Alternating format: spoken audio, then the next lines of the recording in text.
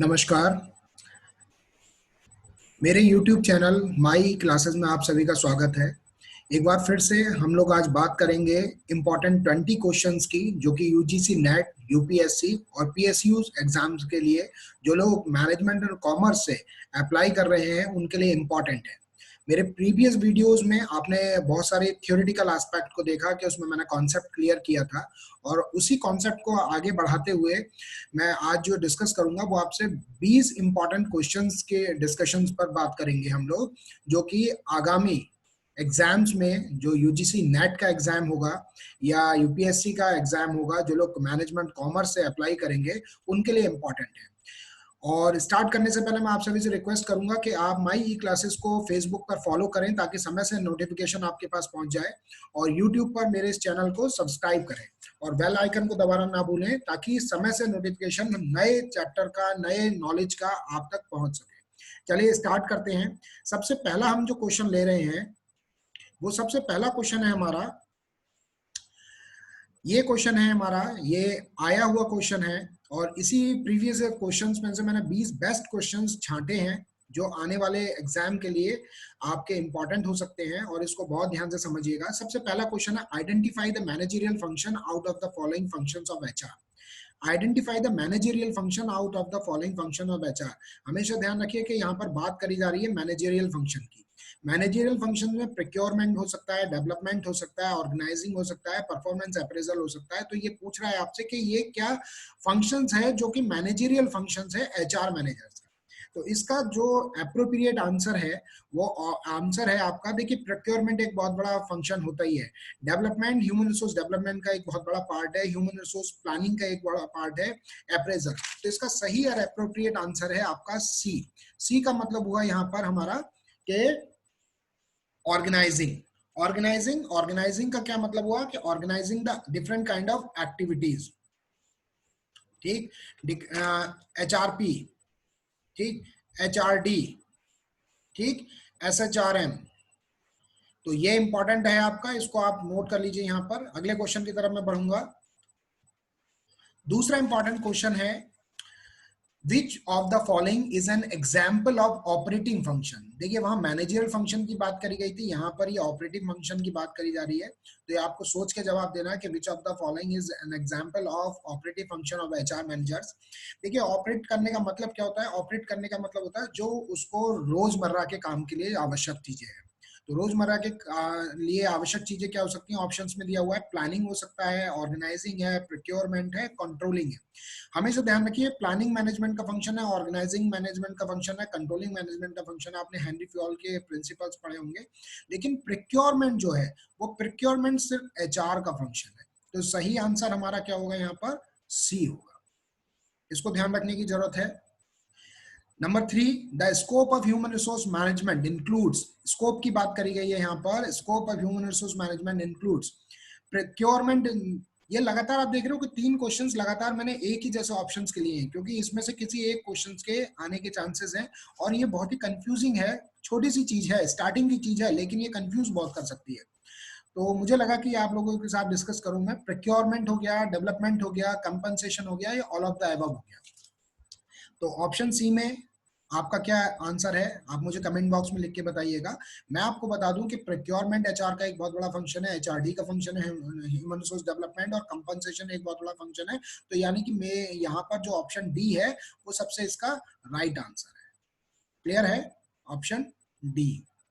इसके बाद अगले क्वेश्चन को मैं ले रहा हूं यहाँ पर, human resource management is normally in nature. क्या है इसका स्वभाव? पूछा गया है कि नॉर्मली इन नेचर इज।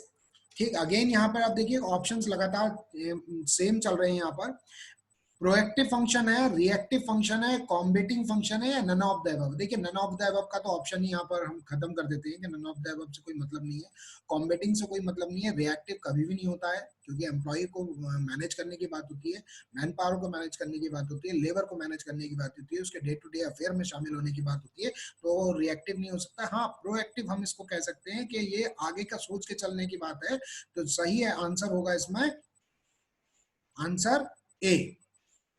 ध्यान रखिएगा आप। अगले क्वेश्चन को मैं ले रहा हूं, the human resource management functions aims. Aim की बात करी गई है, अभी नेचर की बात करी गई थी, यहाँ पर एम की बात करी गई है। The human resource management function aim, पहला है option ensuring that the human resource possesses adequate capital, tool, equipment and material to perform the job successfully. दूसरा है B, helping the organization deal with its employees in different stages of employment. C option है improving an organization's credit worthiness among financial institution, या none of the above. अगर आप इसको यहाँ सोचें बहुत ध्यान से, तो सबसे अप्रोप्रिएट आंसर क्या है कि नन ऑफ द अबव तो हम यहाँ से सिरे से नकार देते हैं कि इसका कोई मतलब नहीं होगा। इंप्रूविंग ऑर्गेनाइजेशन क्रेडिट वर्दीनेस नहीं होगा, ये फाइनेंशियल की बात हो रही है यहाँ पर, ठीक है। आप ensuring that the human resource possess adequate capital, tool, equipment and material perform the job successfully, ये बात है, लेकिन ये सही आंसर नहीं है, क्योंकि इससे ज्यादा अप्रोप्रिएट आंसर हमारा क्या है, ऑप्शन हमारा बी है, helping the organization deal with its employee in different stage of employment. हमेशा ध्यान रखिए कि इसका नेचर जो होता है, अलग अलग तरीके के एम्प्लॉयज को अलग अलग स्टेजेस पर सक्सेसफुली मैनेज करने का जो मेन फंक्शन होता है, that is known as human resource function. Okay, next question मैं लेता हूं। जो लोग नए हैं और पहली बार वॉच कर रहे हैं, वो प्लीज मेरे यूट्यूब चैनल को सब्सक्राइब करिए, माई क्लासेस को, और साथ ही फेसबुक पर आप मुझे फॉलो करिए माई क्लासेस को, ताकि आपको नोटिफिकेशन समय से मिलता रहे। क्वेश्चन नंबर 6 है, human resource management is the formal part of an organization responsible for all the following aspect of the management of human resources except, ध्यान रखिएगा ये गलत हो सकता है अगर आपकी नजर से ये चूक गया, एक्सेप्ट, तो एक्सेप्ट को आपको फोकस करना है यहाँ पर, ठीक है। ये पूछ रहा है आपसे कि human resource management is the formal part of organisation responsible all of the following aspect, लेकिन इसको छोड़कर, तो किसको छोड़कर की बात हो रही है यहाँ पर, आप सोचिए कि स्ट्रेटेजी डेवलपमेंट को छोड़ सकते हैं हम, नो, सिस्टम प्रोसेस और प्रोसीजर्स को छोड़ सकते हैं, नो, पॉलिसी मेकिंग को छोड़ सकते हैं, नो, पॉलिसी इंप्लीमेंटेशन को छोड़ सकते हैं, नो, एनफोर्समेंट को छोड़ सकते हैं, नो, तो किसको छोड़ सकते हैं हम, फाइनेंस को छोड़ सकते हैं, क्योंकि फाइनेंस का काम होता है फाइनेंशियल डिपार्टमेंट का, ठीक। हमारा इसमें एचआर का कोई भी रोल नहीं होता है। एचआर इतना तो बताता है कि इतने लोगों को मैं हायर कर रहा हूँ, इतने लोगों को मैं ट्रेन कर रहा हूँ, इतने लोगों को मैं अप्रेज कर रहा हूँ, लेकिन फाइनेंस में डायरेक्ट उसका इन्वॉल्वमेंट नहीं होता है। तो ये इंपॉर्टेंट है, आप ध्यान रखिएगा इसको। और इस ऐसे क्वेश्चंस में हमें ये ध्यान रखना है कि जहां पर एक्सेप्ट आ रहा है, नॉट आ रहा है, नन आ रहा है, ठीक है, तो इन चीजों पर विशेष ध्यान रखना है, ताकि ये नजर से आपके चूकने नहीं चाहिए। क्वेश्चन नंबर 7 में ले रहा हूं, what are the ideal underpinning soft, ये बहुत इंपॉर्टेंट है, देखिए, ई commitment and high road HRM practices, ये नया क्वेश्चन है, स्टार बना रहा हूं मैं यहाँ पर, ये इंपॉर्टेंट है, आ सकता है, ठीक है। तो ये आपसे पूछ रहा है कि इसमें से हाई रोड, सॉफ्ट और ई कमिटमेंट एचआरएम प्रैक्टिसेस कौन सी हैं। क्वेश्चन नंबर 7, तो आप नीचे से शुरू करता हूं मैं, डिसरिगार्ड्स फॉर अनलॉकिंग डिस्क्रिशनरी, इसकी बात हम नहीं करेंगे यहाँ पर। A lack of maturity existing between employer and employee, ये तो हो ही नहीं सकता। एम्प्लॉय आर अ कॉस्ट, ठीक, कभी भी मत मानिए इस चीज को कि एम्प्लॉय कभी भी लायबिलिटी आपकी नहीं हो सकता है, एम्प्लॉय हमेशा एसेट्स मानी जाती है, ठीक है। तो एकमात्र ये ऑप्शन सही बचा इसका कि labour needs to be treated as an asset to be investment. तो सबसे अप्रोप्रिएट इसका करेक्ट आंसर क्या है आपका, आंसर नंबर ए।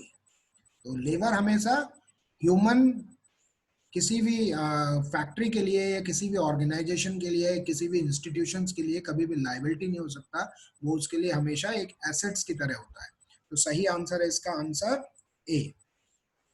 इसके बाद अगला क्वेश्चन मैं ले रहा हूं, अगला क्वेश्चन है question number 8, why are employer interested in employee engagement, बहुत इमर्जिंग ये इशू है आज का, इस पर लोग पीएचडी भी करते हैं, रिसर्च भी करते हैं, और ये इंपॉर्टेंट है, ये मैंने स्टार बना दिया यहाँ पर, कि why are employers interested in employee engagement, employee engagement में क्यों इंटरेस्टेड है, ठीक है। तो अगर आप यहाँ ध्यान से देखें इसको, एक एक ऑप्शन को बहुत सावधानी से पढ़िएगा, क्योंकि सावधानी हटी दुर्घटना घटी, ये गड़बड़ हो सकती है यहाँ पर।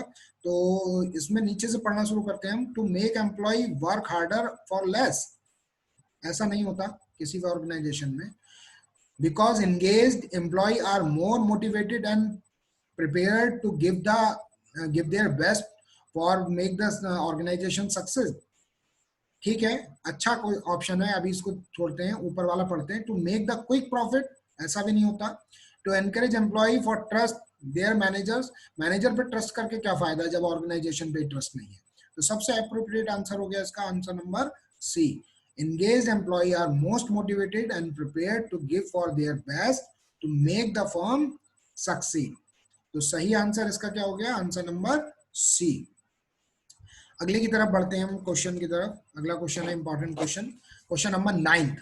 What kinds of practices outlined below, what kind of practices outlined below are typically associated with non-standard working and flexibility? इसको सीधे मैं बता देता हूं, नॉन स्टैंडर्ड नहीं है ये, 9 to 5 स्टैंडर्ड प्रैक्टिसेस हैं।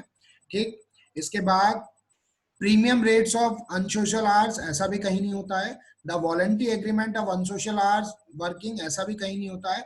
जो अप्रोप्रिएट आंसर है इसका, जो आपको टिक करना है अगर ये क्वेश्चन आता है, the reduction of distinctions between standard and unsocial hours और स्टैंडर्ड एंड एक्स्ट्रा आवर्स, ये सबसे अप्रोप्रिएट आंसर है, आंसर नंबर बी।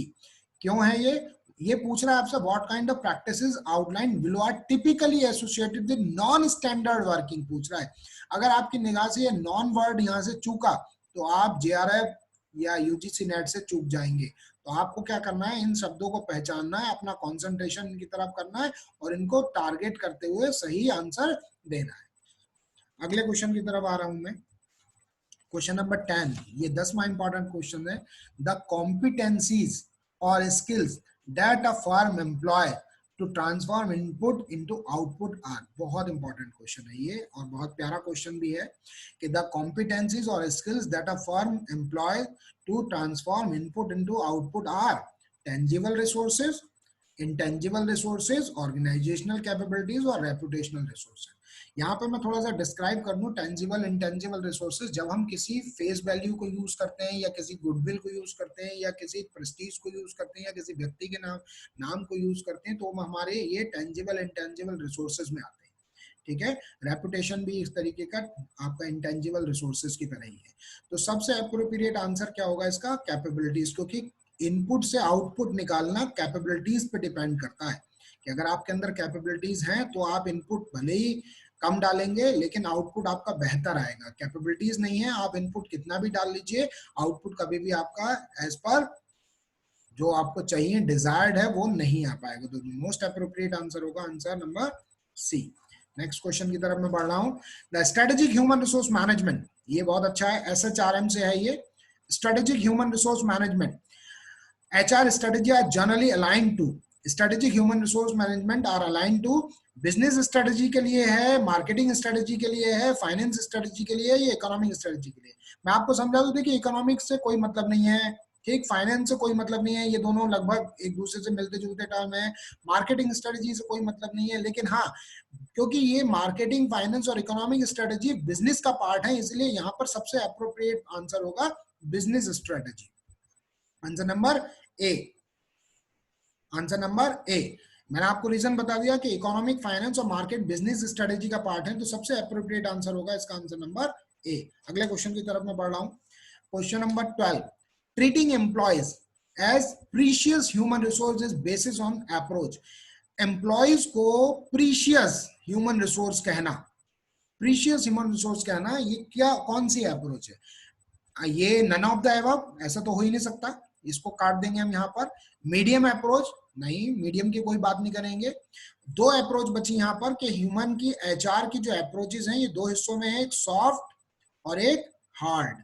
सॉफ्ट का मतलब क्या हो गया कि जो हमारा कम्युनिकेशन पार्ट पे बात करती है, हमारी महत्व को समझती है, और हार्ड का मतलब है जो हेड काउंट की बात करती है, कॉस्ट की बात करती है। तो यहाँ पर प्रीशियस वर्ड जब भी आता है तो कॉस्ट और हेड काउंट की बात नहीं हो सकती, ये हमेशा बात जो होगी वो आपकी बात होगी सॉफ्ट HRM की। तो सही आंसर क्या है, सॉफ्ट HRM, ठीक है। और इसको इन डिटेल में समझने के लिए आप मेरे HR के वीडियो देख सकते हैं माई क्लासेस पर, जो मेरा YouTube चैनल है, उसमें आपको और कॉन्सेप्ट ये क्लियर हो जाएगा। तो सही आंसर क्या है, इसका answer number B. Next question में ले रहा हूं 13। Strategic human resource management aims, strategic human resource management aims to achieve competitive advantages in the market through, ठीक है। स्ट्रेटेजी ये कह रहा है कि SHRM का एम क्या होता है कॉम्पिटिटिव मार्केट में? एडवांटेजेस क्या है?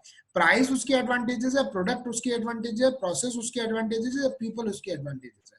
हमेशा ध्यान रखिए कि एचआर का मतलब होता है पीपल मैनेजमेंट, ठीक है? ना प्राइस मैनेजमेंट, ना प्रोडक्ट मैनेजमेंट, ना प्रोसेस मैनेजमेंट, ना फिजिकल एविडेंस मैनेजमेंट, ठीक है? तो क्या सबसे अप्रोप्रिएट आंसर आ गया आपका? ये गड़बड़ नहीं होना चाहिए यहाँ पर, प्रोडक्ट। कई बच्चे इससे कंफ्यूज हो सकते हैं, वो प्राइस पीपल, सॉरी प्रोडक्ट कह रहा हूं मैं, यहाँ पे गलत कर दिया मैंने, माफी चाहूंगा, इसको मैं सही कर देता हूँ कि पीपल मैनेजमेंट सबसे अप्रोप्रिएट है, क्योंकि प्राइस प्रोडक्ट, किसी भी एचआर का प्रोडक्ट क्या होगा? उसका पीपल ही उसका प्रोडक्ट होता है, ठीक है? तो यहाँ पर सबसे अप्रोप्रिएट आप आंसर क्या लगाएंगे? 13 का सी, ध्यान रखिएगा, ठीक है? अगले क्वेश्चन की तरफ मैं बढ़ रहा हूं। 14 क्वेश्चन आ रहा है, procedures provides for an important element of consistency in managerial. Procedures provide for an important elements of consistency in managerial. Important है, सिंपल दिख रहा है, लेकिन है बहुत खतरनाक क्वेश्चन। ध्यान रखिएगा, ये स्टार बना दिया मैंने, इंपॉर्टेंट हो सकता है ये, ठीक है? क्या कह रहा है ये? प्रोसीजर्स, कौन से प्रोसीजर्स को फॉलो किया जाना चाहिए? क्या डायरेक्शन, स्ट्रेटजी, रिक्रूटमेंट या डिसीजन मेकिंग? अगर आप इस क्वेश्चन को ध्यान से देखें कि डिसीजन मेकिंग में ही ये सारी चीजें समाई हुई है। रिक्रूटमेंट का भी डिसीजन होता है, स्ट्रेटजी पे भी डिसीजन लिया जाता है, डायरेक्शन पे भी डिसीजन लिया जाता है। तो अगर मैं डायरेक्शन को छोड़ूं, स्ट्रेटजी को छोड़ूं, रिक्रूटमेंट को छोड़ूं, तो सबसे अप्रोप्रिएट आंसर होगा इसका आंसर नंबर डी, क्योंकि इस आंसर में ही ये सारे आंसर ऑलरेडी समाये हुए हैं। अगला क्वेश्चन मैं ले रहा हूं, question number 15। Who famously adopted Taylor scientific management approach? देखिए 6 अप्रोचेस हैं जो एचआर की हैं। इन अप्रोचेस को समझने के लिए, सुनने के लिए आप मेरे प्रीवियस लेक्चर्स को यहाँ पर देखिएगा और सब्सक्राइब करिएगा मेरे चैनल को, माई क्लासेस को। फेसबुक पर मुझे फॉलो करिएगा, माई क्लासेस नाम से पेज को, ताकि नोटिफिकेशन समय से आपको मिल जाए। ये 6 अप्रोचेस मैंने आपको बताई हुई हैं। तो इन सब में जो इंपॉर्टेंट अप्रोच है, ये आपको डायरेक्ट वीडियो सुनेंगे तो पूरी तरीके से समझ आ जाएगा, अदरवाइज मैं इसका डायरेक्ट आंसर दे रहा हूँ। क्वेश्चन नंबर 15 का, हेनरी फोर्ड। हेनरी फोर्ड वो थे जो इन्होंने टेलर के साइंटिफिक मैनेजमेंट अप्रोच को अडॉप्ट किया था, ठीक है? तो ये इसका सही आंसर है, आंसर सी। 16 क्वेश्चन की बात मैं करूंगा। What do rational processes to recruit and selection typically ignore? What do rational processes to recruitment and selection typically ignore? Ignore word है यहाँ पर, इसको ध्यान देना है आपको, इग्नोर वर्ड की तरफ आपको फोकस करना है। तो इग्नोर वर्ड का मतलब क्या हुआ यहाँ पर कि लेबर मार्केट डिमांड को इग्नोर करता है, वेज को इग्नोर करता है, time it takes to get to work इसको इग्नोर करता है, the use of power and micro politics to manager. हमेशा जब हम बात कर रहे हैं रैशनल प्रोसेसेस की, तो उसमें माइक्रो पॉलिटिक्स का कहीं पर भी नामो निशान नहीं आना चाहिए, क्योंकि रैशनलिज्म की बात हो रही है। रैशनलिज्म क्या कह रही है? रैशनलिज्म कहती है कि हम इमोशनल नहीं होंगे, ठीक? रैशनलिज्म कहती है कि मैं किसी का फेवर नहीं करूंगा। रैशनलिज्म कहती है कि सबको बराबर आंका जाए। तो सबसे अप्रोप्रिएट आंसर यहाँ पर क्या होगा? माइक्रो पॉलिटिक्स आपका, ठीक है? यानी कि ऑप्शन नंबर डी। क्लियर है? अगले क्वेश्चन की तरफ मैं बढ़ रहा हूं। 17 क्वेश्चन है, what is the communities of practice approach to organisational learning? बहुत इंपॉर्टेंट क्वेश्चन है और ये 2018 में आ भी चुका है। मैं आपको बता दूं, यहाँ पर 2018 में ये आ भी चुका है, इस चीज को ध्यान रखिएगा थोड़ा सा, ठीक है? 2018 में आ चुका है कि what is the communities of practice. तो कम्युनिटी ऑफ प्रैक्टिस में 17 क्वेश्चन में है, इसका है ऑप्शन नंबर सबसे अप्रोप्रिएट के an approach that focuses on the value, belief, norms of a social group, ठीक? क्योंकि अगर आप ऊपर के ऑप्शन में देखो, बेस्ट प्रैक्टिसेस भी क्या कहलाती है? Values practices, belief practices, social services practices, ठीक है? वो बेस्ट वैल्यूज कहलाती हैं और यहाँ पे ऑलरेडी इसको डिस्क्राइब कर रहा है।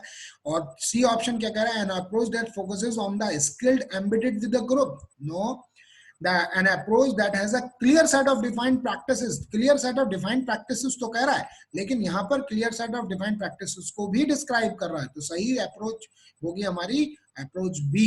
अप्रोच बी क्या कह रही है? बी कह रही है कि values based, belief based and norms of a social group. सही ऑप्शन है इसका बी। अगले क्वेश्चन की तरफ बढ़ रहा हूं मैं। 18 क्वेश्चन क्या कह रहा है? What is the major problem with the theorizing of strategic international human resource management, IHRM? ठीक, क्या कह रहा है ये प्रॉब्लम? यहाँ पे इस चीज को निगाह से चूकना नहीं चाहिए, प्रॉब्लम्स की बात हो रही है और बात हो रही है स्ट्रेटेजिक IHR की। तो IHR के लिए आप मेरा लेक्चर सुन सकते हैं, इसको मैंने डिटेल में समझाया हुआ है मेरे यूट्यूब चैनल पर, माई क्लासेस पर। IHRM के बारे में मैंने थ्योरी पूरी कवर करी हुई है और बताया किस तरीके से इंटरनेशनल ह्यूमन रिसोर्स मैनेजमेंट की एक्सपैट्रिएट और रिपैट्रिएशन की पॉलिसीज होती हैं, आप उनको सुनिएगा एक बार। तो ये क्वेश्चन क्या कर रहा है, ऑप्शन में है it becomes obsolete very quickly as change occur so fast, it is wise towards western in ideas, it tends to offer high idealised perspective and strategy formulation, और it fails to incorporate conflict। 18 का जो सही जवाब होगा, देखिए conflict की बात यहाँ पर नहीं हो रही है, ठीक है, ये मेजर प्रॉब्लम नहीं है। बाइस टुवर्ड वेस्टर्न आइडियाज, इससे भी कोई मतलब नहीं है, ठीक है। बिकम ऑब्सोलीट क्विकली, ऐसा नहीं होता है, कोई भी स्ट्रेटेजी इतनी जल्दी के लिए और इतने कम समय के लिए नहीं बनाई जाती है। तो सबसे अप्रोप्रिएट आंसर है इसका answer number C, it's tend to offer a highly idealised perspective on strategy formulation. Highly idealise की बात कर रहा है, तो हाईली आइडियलाइज जो होगा सबसे अप्रोप्रिएट आंसर होगा। इसमें गड़बड़ मत करिएगा, बहुत ध्यान से पढ़िएगा, इंपॉर्टेंट क्वेश्चन है ये। 19, which of the following techniques are not connected with human resource planning? Human resource planning से ऐसी कौन सी टेक्निक है जो कनेक्ट नहीं है? ये कह रहा है नॉट कनेक्टेड, नॉट को ध्यान में रखिएगा। सक्सेशन प्लानिंग कनेक्ट नहीं है, मैनेजमेंट ऑफ चेंज कनेक्ट नहीं है, सिंपल लीनियर रिग्रेशन कनेक्ट नहीं है, या मार्कोव मैट्रिक्स एनालिसिस कनेक्ट नहीं है। तो आपको ध्यान होना चाहिए कि सक्सेशन प्लानिंग HR में ही होती है, ठीक है। सिंपल लीनियर रिग्रेशन भी हम HR डेटा एनालिसिस में और आपके HR अकाउंटिंग में इसका यूज करते हैं, HR एनालिसिस में यूज करते हैं। मार्कोव मैट्रिक्स एनालिसिस भी HR एनालिसिस की बात हो रही है। तो सबसे अप्रोप्रिएट क्या है कि management of change, management of change ये वो चीज है जो not connected with human resource planning है। तो सबसे अप्रोप्रिएट आंसर हो गया इसका answer number B, management of change. अब अगला क्वेश्चन ला रहा हूं जो सबसे इंपॉर्टेंट है, 20वां question, which of the following becomes a creative factor of production? Which of the following becomes a creative factor in production? Production में सबसे क्रिएटिव फैक्टर क्या है? देखिए यहां पर आपको दो चीजें कंफ्यूज करेंगी। मैंने आपको पहले भी बताया था किसी भी बिजनेस के 4 पिलर्स होते हैं, लैंड, लेबर, कैपिटल और मशीन। तो अगर 4 पिलर्स की मैं बात करूं तो लैंड इंपॉर्टेंट है लेकिन इतनी इंपॉर्टेंट नहीं जितनी कैपिटल है। लेबर इंपॉर्टेंट है लेकिन कैपिटल भी इंपॉर्टेंट है। मशीन इंपॉर्टेंट है लेकिन इतनी इंपॉर्टेंट नहीं है जितनी बाकी 3 है। तो यहाँ पर थोड़ा सा कंफ्यूज हो सकते हैं बच्चे, स्टूडेंट्स, कि लैंड पर लगाना है मुझे सही, या कैपिटल पे लगाना है, या ह्यूमन रिसोर्स। ह्यूमन रिसोर्स का मतलब है लेबर और कंज्यूमर। देखिए कंज्यूमर से कोई मतलब ही नहीं, जब हम HR की बात करें तो HR में कहीं पर भी कंज्यूमर वर्ड का यूज ही नहीं होता है। तो इस ऑप्शन को यहाँ से हटा दीजिए अपनी नजरों के सामने से। अब ऑप्शन बचे 3 आपके आगे, लैंड, कैपिटल और ह्यूमन रिसोर्स। तो लैंड से ज्यादा इंपॉर्टेंट कैपिटल है और कैपिटल से ज्यादा इंपॉर्टेंट ह्यूमन रिसोर्स है, क्योंकि ह्यूमन रिसोर्स ही एक ऐसी चीज है जो लैंड का भी सही यूज करेगी और कैपिटल का भी सही यूज करेगी, ठीक है। तो सही अप्रोप्रिएट आंसर क्या हो गया आपका, which one of the following becomes a creative factor in production? Production में क्रिएटिव की बात कर रहा है, तो यहाँ पर थोड़ा सा कंफ्यूज हो सकते हैं आप लोग। सही ऑप्शन है ह्यूमन रिसोर्स में क्रिएटिव फैक्टर, जब तक कैपिटल इन्वॉल्वमेंट नहीं होता है, जब तक सैलरी की बात नहीं होती, जब तक इंसेंटिव की बात नहीं होती, जब तक वेजेस की बात नहीं होती, जब तक पर्क्स की बात नहीं होती, जब तक TADA की बात नहीं होती, जब तक वेलफेयर की बात नहीं होती, तब तक ह्यूमन रिसोर्स डिमोटिवेट फील करता है, क्रिएटिविटी नहीं आती है। तो सही फैक्टर हमारा हो गया बी। क्लियर है? उम्मीद करता हूं ये 20 क्वेश्चंस आपको पसंद आए होंगे और ये 20 क्वेश्चन को आप रिवाइज करेंगे। बचे हुए मेरे लेक्चर्स को आप मेरे चैनल पर, यूट्यूब चैनल पर, माई क्लासेस पर आप सुनेंगे ध्यान से, और बहुत जल्दी ही अगले इंपॉर्टेंट क्वेश्चंस मैं आपके साथ डिस्कस करने वाला हूं। सुरक्षित रहिए, घर पर रहिए, खुश रहिए, व्यस्त रहिए, स्वस्थ रहिए, मस्त रहिए, और मेरे चैनल को सब्सक्राइब करिए जो लोगों ने सब्सक्राइब नहीं किया हुआ है। फेसबुक पेज पर माई क्लासेस पर मुझे फॉलो करिए। अपनी कोई भी क्वेरी है तो आप उसको कमेंट बॉक्स में लिखिए ताकि उनको मैं रिजॉल्व करूं। आने वाले दिनों में मैं आपके साथ बहुत सारी चीजें डिस्कस करूंगा जो यूपीएससी एग्जाम में और यूजीसी नेट में और पीएसयू एग्जाम में इंपॉर्टेंट हो सकती है। पेपर 1 और पेपर 2 भी मैं डिस्कस करूंगा। जुड़े रहिए और मुझे सब्सक्राइब करिए। Thank you very much. Have a good day.